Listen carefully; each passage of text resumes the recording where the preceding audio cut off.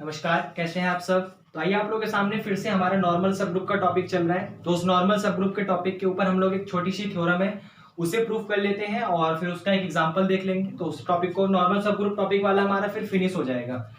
Introduction हमारा पहले आ चुका है, उसके ऊपर जो है इंट्रोडक्शन और एग्जांपल के बाद नॉर्मल जो हमारी एक थ्योरम और आ चुकी है इंटरसेक्शन ऑफ टू नॉर्मल सब ग्रुप वाली। लिंक डिस्क्रिप्शन में दिया होगा, अगर नहीं होगा तो प्लेलिस्ट में तो कंफर्म होगा। और अगर नहीं फिर उसके बाद जो अब हम लोग पढ़ने जा रहे हैं उसमें एक थ्योरम देखेंगे। एक सेकंड, उसमें हम लोग एक थ्योरम देखेंगे और फिर थ्योरम के बाद हम लोग उसका एक एग्जांपल भी कर लेंगे रिलेटेड। तो आइए देखिए, थ्योरम कुछ इस तरीके से है कि एवरी सब ग्रुप, यहाँ पे थ्योरम है, ये थ्योरम का स्टेटमेंट कहता है एवरी सब group H of an abelian group H of an abelian group G of an abelian group G of an abelian group G is a normal subgroup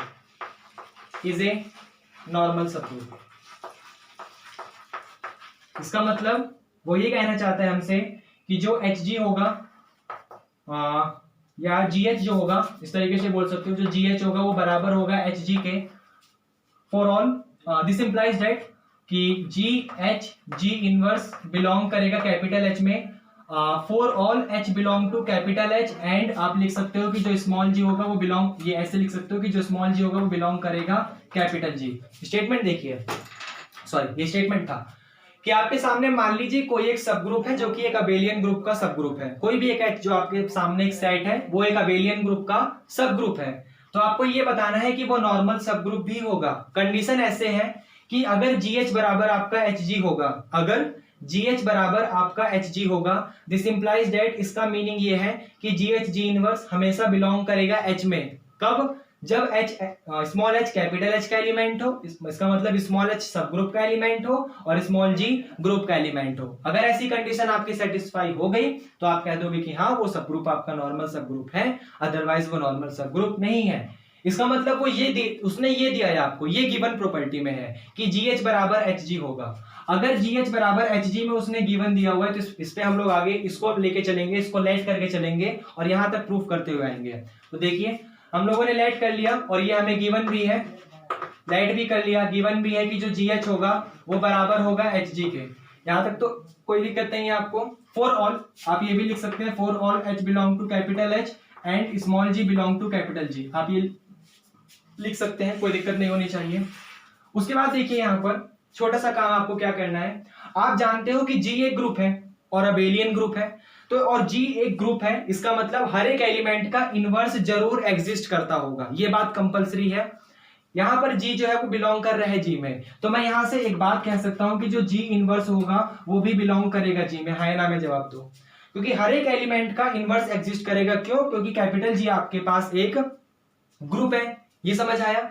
और group G में खासकर closure property satisfy होती है, सबसे first वाली property closure property, समझ आया कि किसी भी एलिमेंट को किसी भी एलिमेंट के साथ अगर आप वहां पर क्लोजर लगाएंगे तो वो उसी एलिमेंट को बिलोंग करेगा। इसका मतलब G इनवर्स बिलोंग कर रहा है अगर यहाँ G में, तो आप इसको लिख सकते हो कि GH G इनवर्स, आपने लगाई क्लोजर प्रॉपर्टी, बराबर आएगा HG और G इनवर्स, ये समझ आया। और अगर इस वाली प्रॉपर्टी, इस वाले उस पे एलिमेंट पे आप एसोसिएटिव प्रॉपर्टी लगा दें, इसका मतलब इस पे और इस पे लगा दें। क्यों? क्योंकि ग्रुप G एसोसिएटिव भी होता है, ये आपको समझ आया। इसका मतलब आपने इन दोनों प्रॉपर्टी को एक साथ ले लिया, G और G इनवर्स को एक साथ ले लिया। तो G और G इनवर्स को एक साथ लेने का मतलब है कि जब आप उन दोनों का कंपोजिशन करोगे तो आपको रिजल्ट आइडेंटिटी एलिमेंट देगा। है ना में जवाब दो, रिजल्ट आपको आइडेंटिटी एलिमेंट देगा।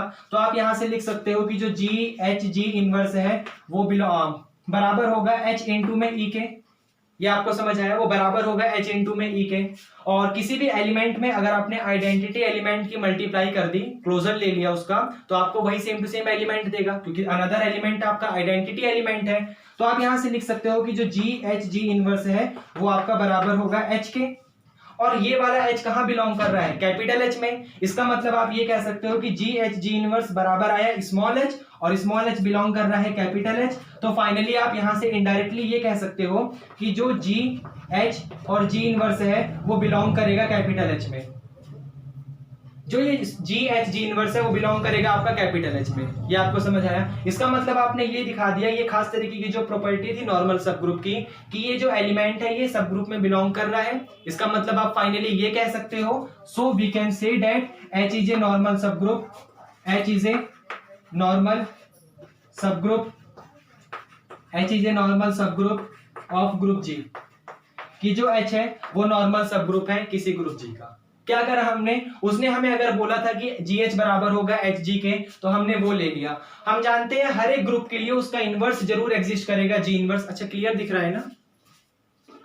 ठीक है, क्लियर दिख रहा है। तो हर एक एलिमेंट जी के लिए उसका जी इनवर्स जरूर एग्जिस्ट करेगा। तो यहां पर आ जाएगा G H G inverse is equal to H G G inverse. ये कंपोजिशन आइडेंटिटी एलिमेंट देगा, आइडेंटिटी एलिमेंट और इसका कंपोजिशन वही सेम टू सेम दे देगा।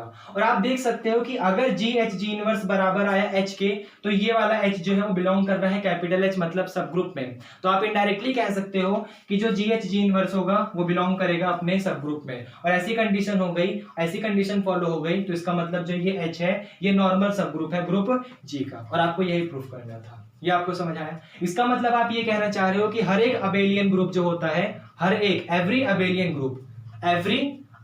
ग्रुप इज ए नॉर्मल सब ग्रुप। आपका स्टेटमेंट ये आप लिखना चाहें तो कहीं लिख सकते हैं कि every abelian group is a normal सब ग्रुप। लिख लिया आपने?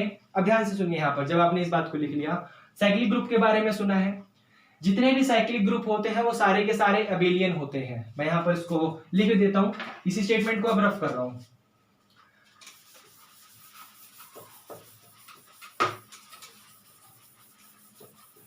देखिए मैंने स्टेटमेंट दिया यहां पर इस थ्योरम को प्रूव करने के बाद कि every abelian group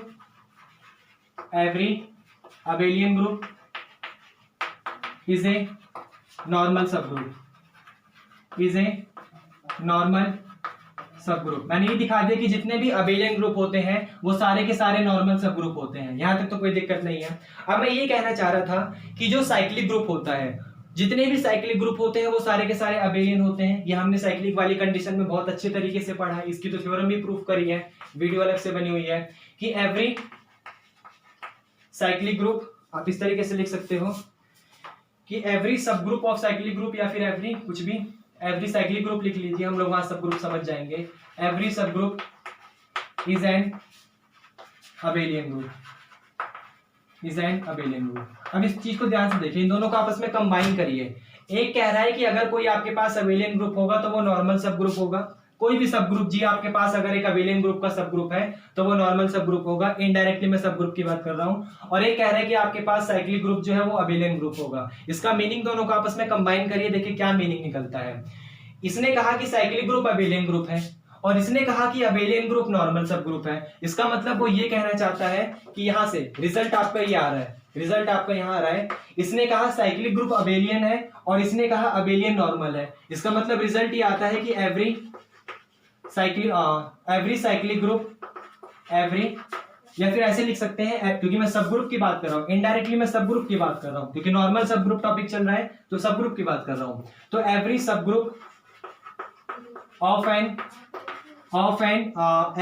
group of cyclic group, every सब ग्रुप ऑफ, एंड नहीं लगाएंगे, आप इतना से लिखेंगे कि एवरी सब group of cyclic group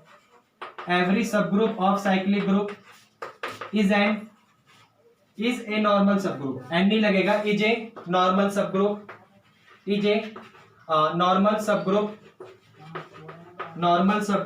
of group जी। इसका मीनिंग ये था कि जितने भी सब ग्रुप होते हैं साइक्लिक ग्रुप के, जितने भी सब ग्रुप होते हैं साइक्लिक ग्रुप के, वो सारे के सारे नॉर्मल सब ग्रुप होंगे, वो सारे के सारे नॉर्मल सब ग्रुप होंगे।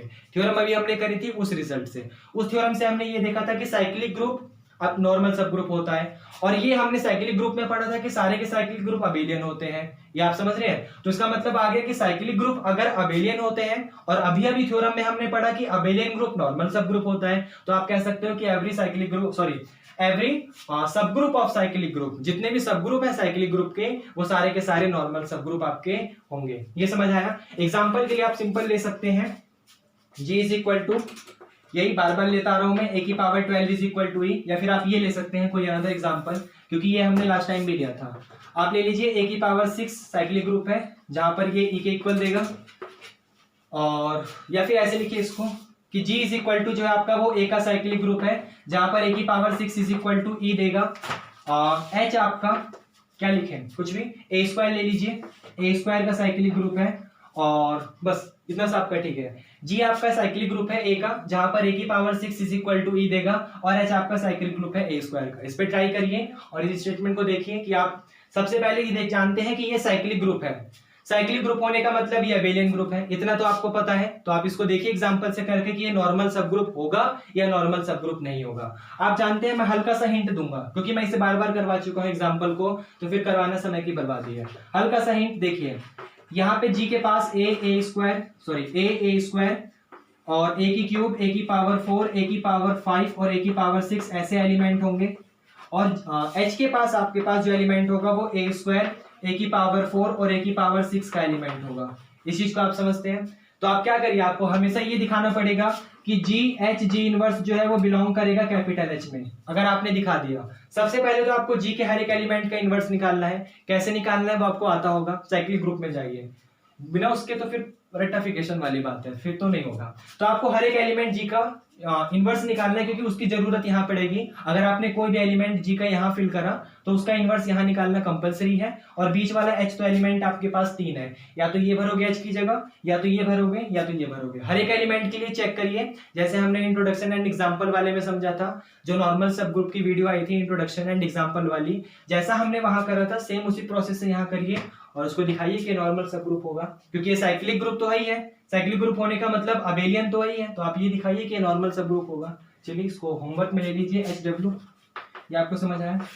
तो हमारी जो है नॉर्मल सब ग्रुप टॉपिक खत्म हो चुका है, 3 पार्ट में आई है। जहां पर पहले पार्ट में हम लोगों ने ये देखा था कि सबसे फर्स्ट में जहां पर इंट्रोडक्शन एंड हमने एग्जाम्पल की बात करी थी, काफी अच्छा इंट्रोडक्शन दिया है, काफी लेंथी इंट्रोडक्शन है, करीब 25-30 मिनट का, जो कि 5 मिनट का इंट्रोडक्शन था उससे 25 मिनट तक खींच के ले गया मैं।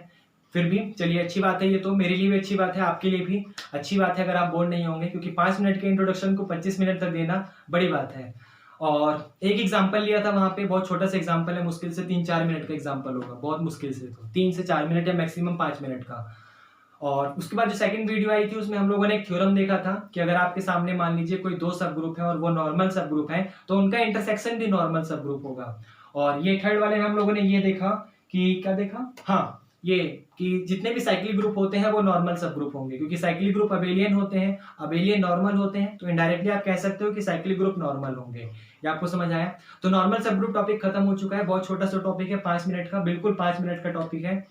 और सिर्फ एक ही स्टेटमेंट है कि अगर ये आपकी कंडीशन सेटिस्फाई हो गई, ये प्रॉपर्टी सेटिस्फाई हो गई, तो आप कह दोगे कि वो नॉर्मल सब ग्रुप है, अदरवाइज वो नॉर्मल सब ग्रुप नहीं है। और बस इसमें आगे मिलते हैं अगले टॉपिक के। चलिए, थैंक यू, बाय।